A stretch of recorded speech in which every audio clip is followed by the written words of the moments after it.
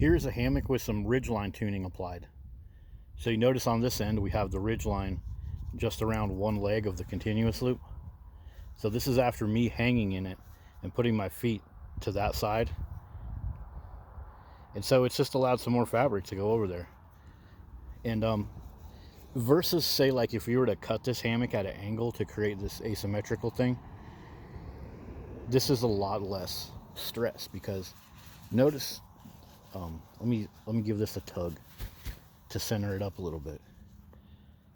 But even though this side right here basically has less fabric because of the tuning, this side is still going to be that direction a little bit. So it's actually given this side some free play along this length, even though it's given this side some free play out that way.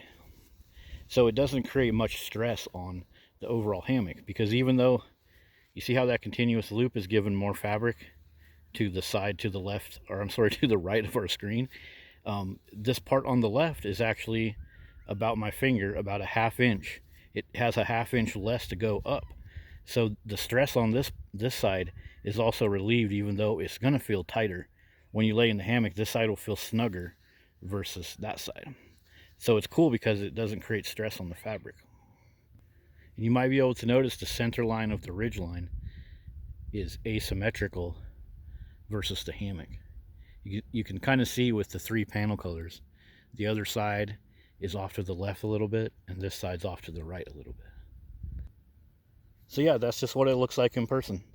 It's just kind of changing the function of the gathered end a little bit, turning it into kind of an asymmetrical setup.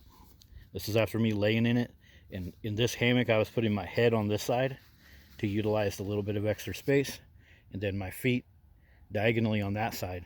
And you can see the hammock basically complied to my body being in there and just moved the continuous loop around a little bit.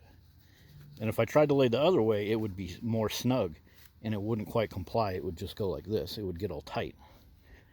And if I wanted to lay the other way, I would take the continuous loop and flip it around to the other side.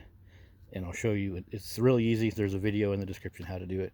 You just take the loop and then pass this loop through that loop and move it over, and then you'll have the opposite function. See you guys later.